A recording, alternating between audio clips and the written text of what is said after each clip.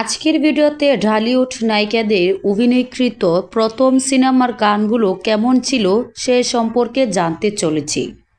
তো বন্ধুরা চলুন শুরু করছি আমাদের আজকের ভিডিও। প্রথমেই আমরা দেখব নায়িকা মৌসুমীকে।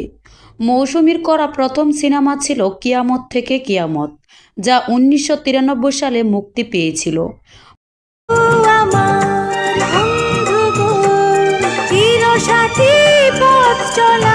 মৌসুমীর বিপরীতে এই সিনেমার নায়ক ছিলেন সালমান শাহ। মৌসুমী এবং সালমান শাহর দুজনেরই প্রথম সিনেমা ছিল এটি।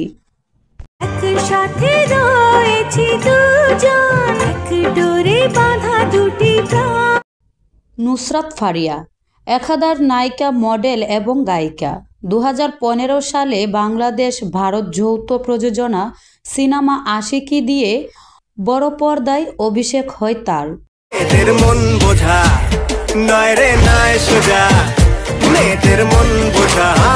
এই সিনেমার তার নায়ক ছিলেন অঙ্কুশ।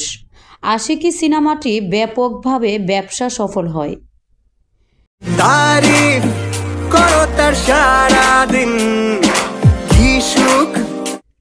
এরপর রয়েছে বাংলা সিনেমার আরেক ট্যালেন্টেড অভিনেত্রী নায়িকা পপি।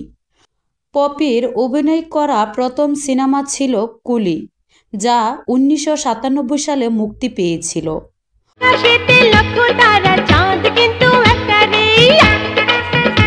কুলি সিনেমার পপির নায়ক ছিলেন ওমর সানি।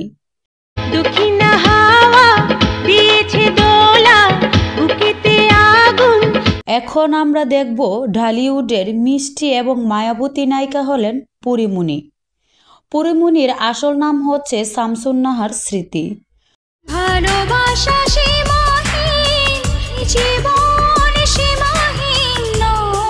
পরীমনি 2015 সালে ভালোবাসার সীমাহীন সিনেমার অভিনয়ের মাধ্যমে ঢালিউড জগতে প্রবেশ করে।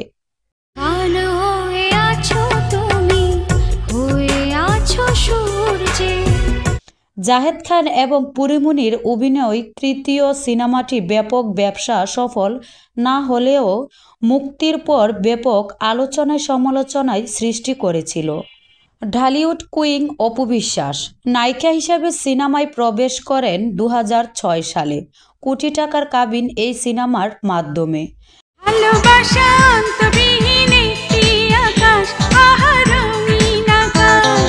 এই সিনেমা দিয়েই সাকিব অপুর পথ চলা শুরু হয়। এই জুটি ভক্তদের মাঝে রয়ে যাবে সারা জীবন।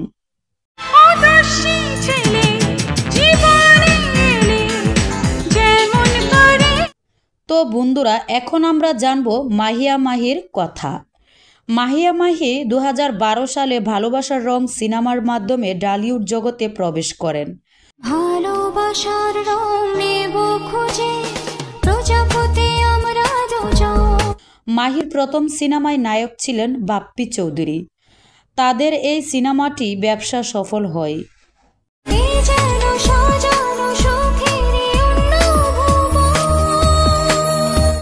90 দশকে সবার প্রিয় নায়িকা শাবনূর, যার ক্যারিয়ারে রয়েছে অসংখ্য সুপার ডুপার হিট সিনেমার রেকর্ড।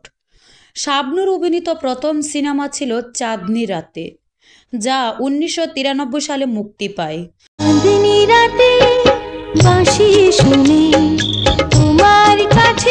শাবনূরের চাঁদনি রাতের সিনেমায় নায়ক ছিল সাব্বির।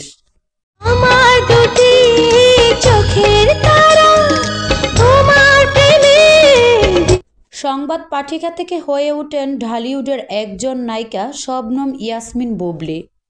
2016 সালে শাকিব খানের বিপরীতে বসগিরি সিনেমার মাধ্যমে সিনেমায় অভিষেক হয় তার।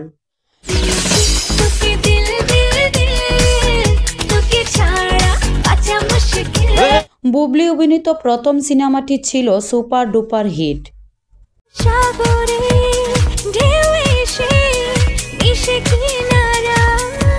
প্রিয় দর্শক, ঢালিউডের কোন নায়িকার প্রথম সিনেমার গানটি আপনাদের কাছে ভালো লেগেছে তা অবশ্যই কমেন্ট করে জানাবেন। আর আমার চ্যানেলটি যারা এখনও সাবস্ক্রাইব করেননি তারা অবশ্যই চ্যানেলটি সাবস্ক্রাইব করে সাথেই থাকবেন। ধন্যবাদ সবাইকে।